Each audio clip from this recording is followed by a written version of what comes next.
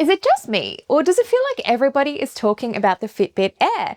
This is Google's screen-free band that costs $99 with an optional subscription, and it passively tracks your health and fitness data 24/7. And it works with Android or iOS. I have had the Fitbit Air for about 72 hours now, both the performance loop in the berry color and the special edition Stephen Curry version. And I know you have a lot of questions about what it does and how it feels, so let's get into everything you want to know. To be totally transparent with you, this is not a review. I will need a lot more testing and data for that, but make sure you are subscribed so you don't miss it. And if there's a question I don't answer for you in this video, drop me a comment so I can test it out for you in the review. Okay, so the Fitbit Air is actually this tiny pebble. It pops in and out of the wristband like this, and it's pretty small. If you've been following the Fitbit journey for a while, it's actually smaller than the Lux, which was a teensy tiny jewelry style tracker with a screen. These bands have Velcro, so you can adjust them to get a pretty exact fit, and the buckle is stainless steel. If you're wondering how it might look on your wrist, mine measures 152 millimeters for a comparison. And this band is one size, and the box says it will fit wrists between 130 and 210 millimeters. It is really slim and very lightweight to wear. I imagine if you got the black version or even the fog color, it would be pretty incognito, but I actually like my colors bright and bold, so these ones will stand out a bit more. So the difference between the special edition and the regular performance loop is this grippy raised print on the inside of the band, which is supposed to improve airflow when you're doing intense workouts. There is the Stephen Curry branding here on the end, and this material is also water resistant. The Air itself is also water resistant up to 50 meters.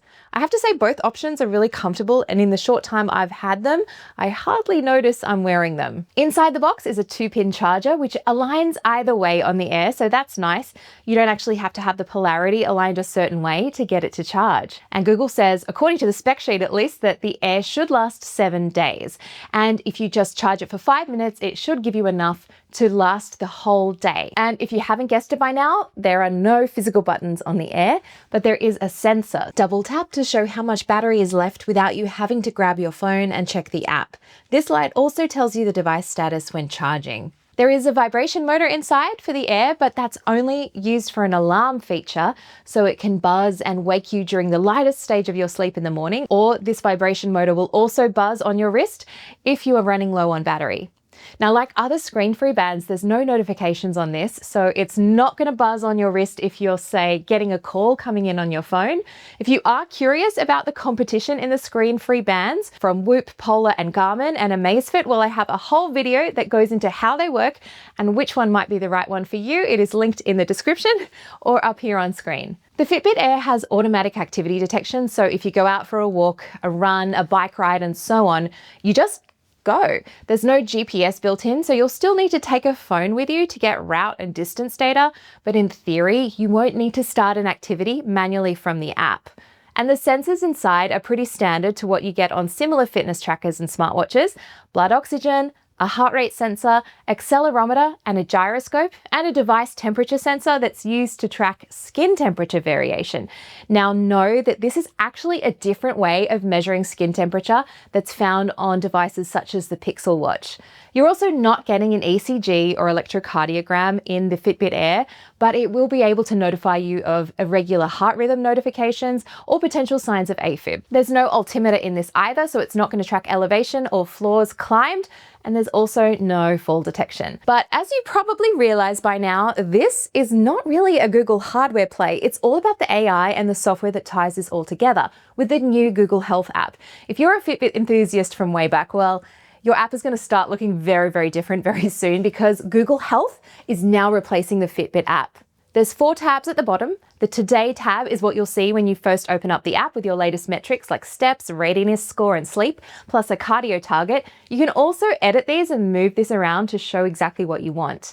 Then there's the fitness page where you can start workouts manually or check those auto-tracked activities. Sleep is pretty self-explanatory here. And finally, the health page is where you'll see things like HRV, your heart rate, and you'll be able to log things like weight. So unlike the Whoop, you don't actually need a subscription to use the Fitbit Air, although you do get a free 3-month trial of Google Health Premium when you buy one of these. What that $10 a month or $100 a year subscription gets you is access to things like the AI Health Coach.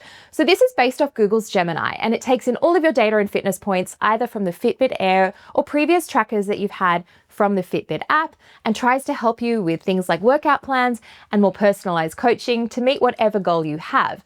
It's conversational as well, so you can type or talk to the coach, and it comes back with insights, advice or suggestions either as you need it on demand or throughout the day based on activities. Also worth knowing for US users, you can upload your medical records into Google Health and have that incorporated into the AI coach. Concerned about privacy? I don't blame you, so we're going to dive deeper into that in the review. That subscription also gives you a workout video library plus more in-depth sleep metrics.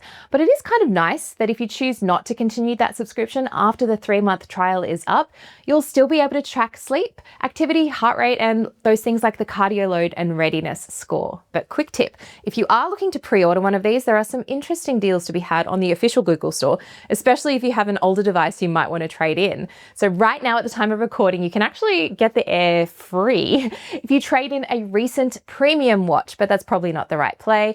So dig around in those drawers and see if you have an old tracker or a watch lying around that you can trade in to save some cash.